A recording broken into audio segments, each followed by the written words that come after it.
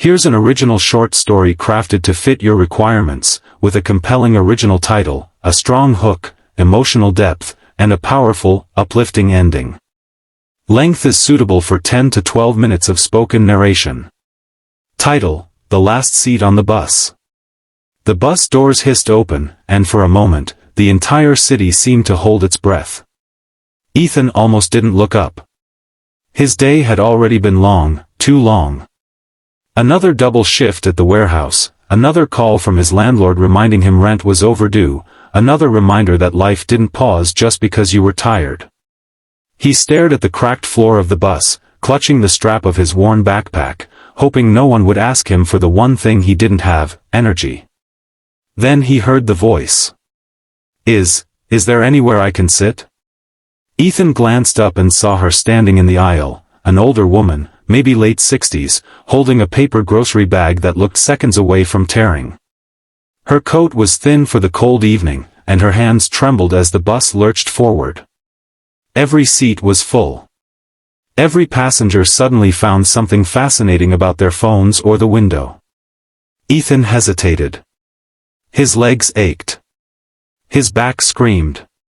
That seat beneath him felt like the only good thing he'd had all day. Still, he stood. "Here," he said, stepping aside. "You can have mine." The woman's eyes widened, as if kindness had caught her off guard. "Oh, thank you, dear," she said, lowering herself carefully into the seat. "You have no idea how much this helps." Ethan nodded, forcing a small smile, gripping the metal pole as the bus moved again. He told himself it was no big deal. Just a seat. Just 10 more minutes of standing. But kindness, he would soon learn, has a way of echoing back. The bus crawled through traffic, stopping and starting under flickering streetlights. The woman peeked up at him again. "You look exhausted," she said gently. He chuckled without humor. "Yeah. Long day." She studied him for a moment, the way someone does when they truly see you. "Long life, too, I imagine." That landed deeper than Ethan expected. "I guess," he said quietly. She adjusted the grocery bag at her feet. "You remind me of my son." Ethan stiffened. "Oh? Yes," she said with a soft smile. "He used to work jobs like yours. Always tired. Always trying to do the right thing, even when no one noticed." "What happened to him?" Ethan asked before he could stop himself. Her smile didn't fade, but her eyes grew distant. "He passed away. A few years ago." "I'm sorry," Ethan said, meaning it more than most apologies he'd ever given. She nodded. "Thank you. He had a good heart. Just like you." Ethan looked away, uncomfortable. No one had called him that in a long time. 2 stops later, the bus jolted hard, and the grocery bag finally gave up. The bottom split open, spilling cans and fruit across the aisle. A few passengers groaned in annoyance. "Please, no worries," the woman said quickly, embarrassed as she tried to gather her things. Ethan knelt immediately, ignoring the ache in his knees.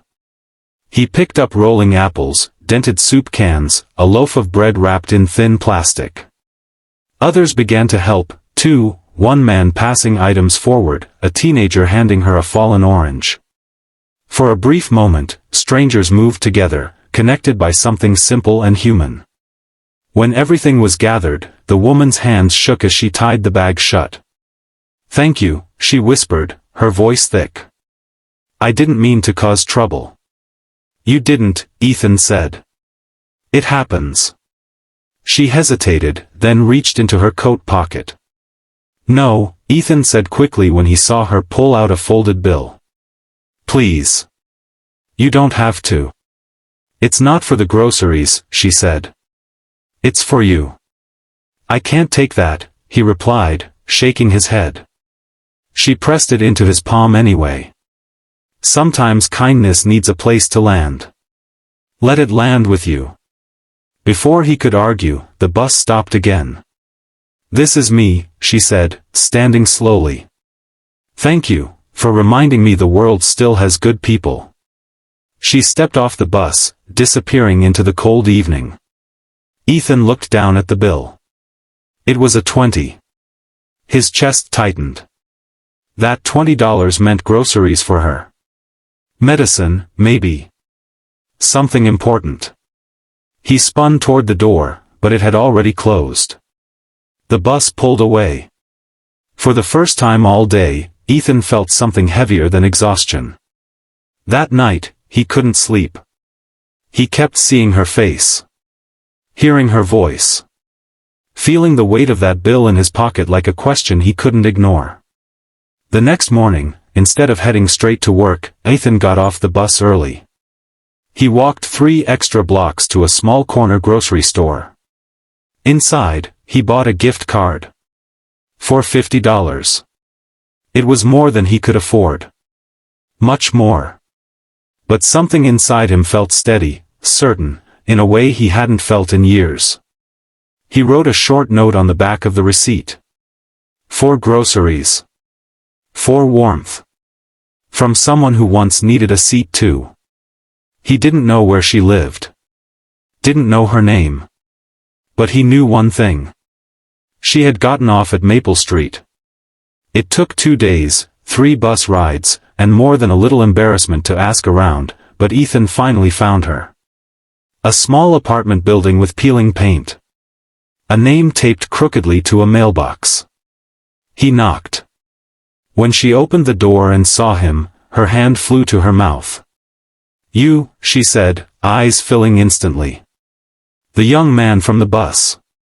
He held out the envelope. "I think this belongs to you. Or, maybe to both of us." She didn't speak. Just pulled him into a hug so tight it surprised them both.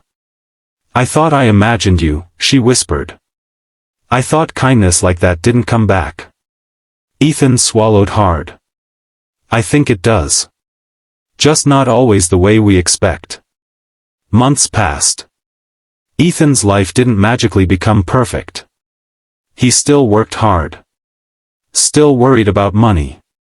Still rode crowded buses after long days. But something had changed. He noticed people more. Offered help without thinking. Smiled when he didn't feel like it. And somehow, slowly, life began to respond. A supervisor noticed his reliability and offered him better hours. A neighbor helped him fix his broken heater. A stranger once gave him their seat when his legs gave out after a double shift. On a cold evening, riding the same bus, Ethan stood near the back, watching the city lights blur past the window. He smiled. Because he finally understood something simple, something powerful. Kindness doesn't disappear when you give it away. It multiplies. And sometimes, all it takes to change a life, maybe even your own, is standing up and offering a seat.